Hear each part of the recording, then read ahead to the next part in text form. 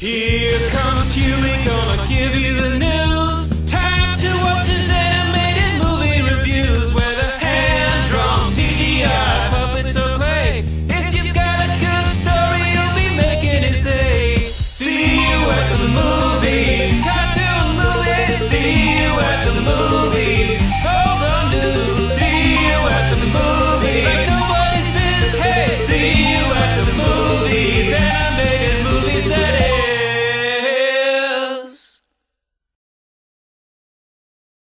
Hey everyone, I'm Hewy Toonmore. Welcome to Hewy's Animated Movie Reviews, the show where I review animated films from older reasons, whether they be hand-drawn, stop-motion, or computer-generated.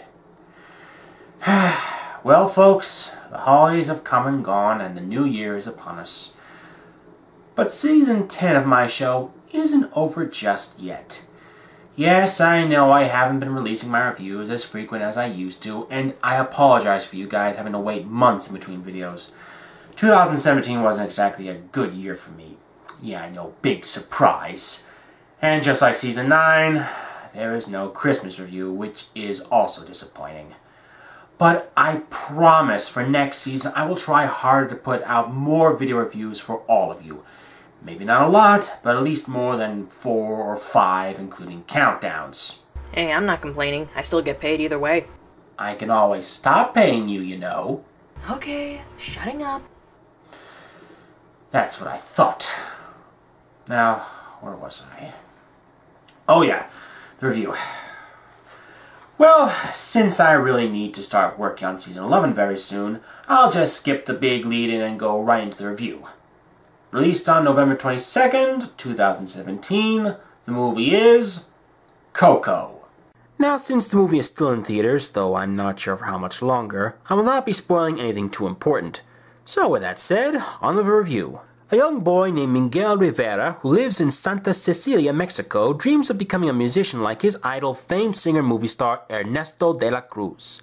However, his family has banned music due to an incident that apparently has something to do with his great-great-grandfather, any evidence of whom has been stricken from the family history, and because of that, he takes off and attempts to borrow De La Cruz's guitar from his tomb to perform for a talent show, but ends up accidentally transported to the land of the dead, where he encounters his long-dead family members, who, like his living family members, do not approve of his musical dreams. Accompanied by a dog named Dante, along with a charming trickster skeleton named Hector, Miguel goes in search of De La Cruz, who he believes to be his great-great-grandfather, in order to receive his blessing to be a musician and be able to return to the land of the living.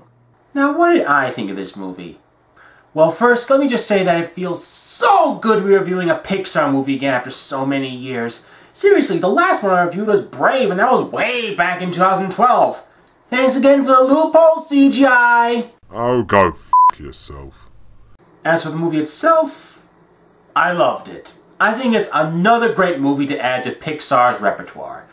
But to understand why I loved it, let's move on to trivia time! Now, the movie revolves around the Mexican holiday Dia de Muertos, or Day of the Dead, a day to remember and honor our friends and relatives who have passed away by displaying their photos, memories, and mementos on the deceased's burial ground. The most important thing about that particular holiday is that no matter how far each generation goes, they will never be forgotten.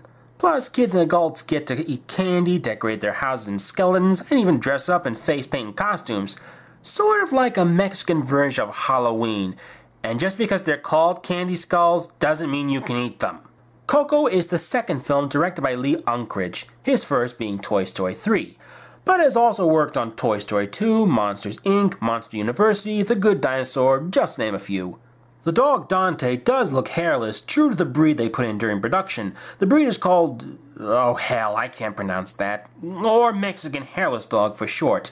Disney has a history of bringing different dog breeds in each film or short, so give them a thumbs up for bringing this dog up for fame. The animators and the director had taken trips to Mexico to define the culture, characters, and story of Coco.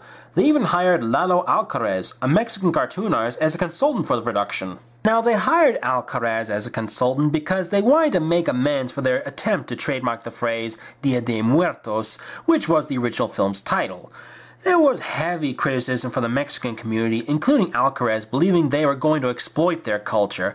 Luckily, they canceled the trademark idea and they changed it to Coco instead. And honestly, I think it's for the better, because with Disney already owning properties like Marvel, Star Wars, and now even 21st Century Fox, I think trademarking a holiday may be going a bit too far, even for Disney.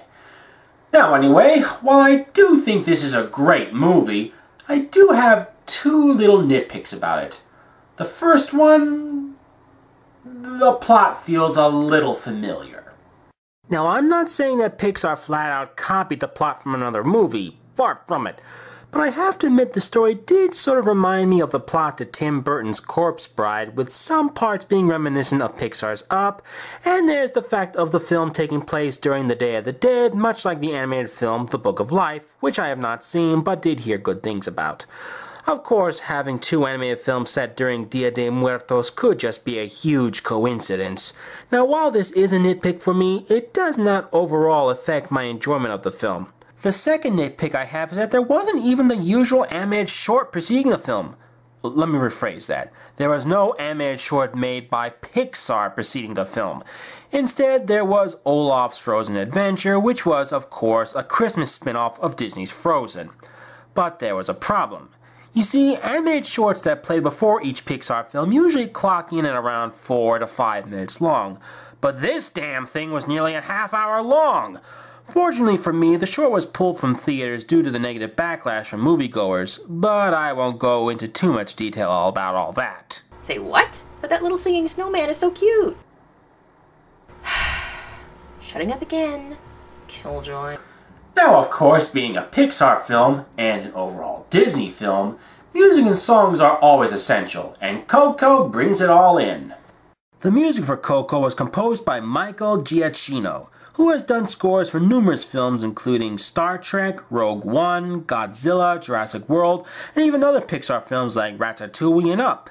For this film, Giacchino brings in elements of Mexico's rich musical heritage, including mariachi, salsa, bolero, flamenco, pop, and Mexican sun. All these different genres get you all excited and makes you want to jump up onto your feet and dance the night away.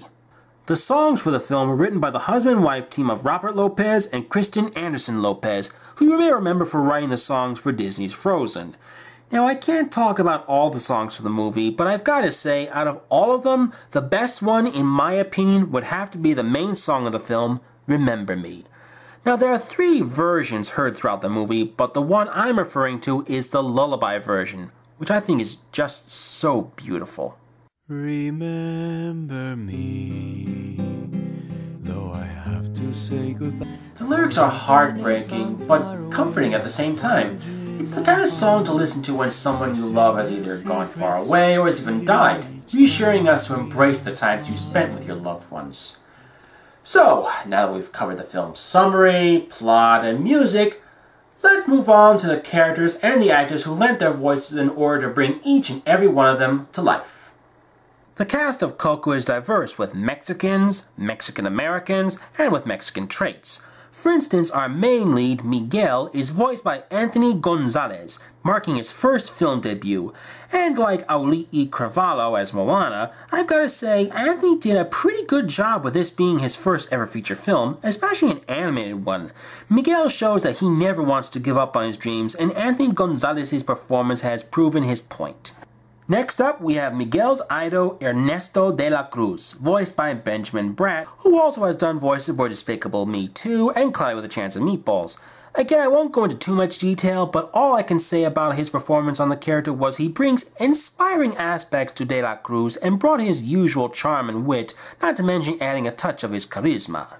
Our next character, Hector, is voiced by Gael Garcia Bernal, who currently stars in the Amazon TV series Mocha in the Jungle. Hector is the typical animated charming but schemeful side character, failing at almost every turn, but there's also more than meets the eye when it comes to him. While Hector can appear to be sneaky and mischievous, there's a lot of hidden talent in him, and it made me love him even more. Other voices include Edward James Olmos, Alana Eubank, Renee Victor, Jaime Camil, Sofia Espinosa, and even Cheech Marin and Gabriel Iglesias. Now that is just awesome! Damn! And now for my final thoughts on the film. Overall, Coco is another fantastic film created by Pixar. The characters are well developed, the animation is top-notch as always, the location is simply breathtaking, its devotion is sticking true to Mexican culture is very respectful and well executed, and its wonderful songs and score will be stuck in our heads for a long time to come. And while the story made me a little reminiscent to other animated films, it surprises us with a lot of charm, wonder, and humor, and has plenty of twists that you either did or didn't see coming. I know I sure as hell didn't. But most importantly, it has a wonderful message about family, chasing your dreams, and to remember those so we will never forget that will surely stick with you long after. And so, it is my great privilege to award this film a perfect rating of 5 gold stars.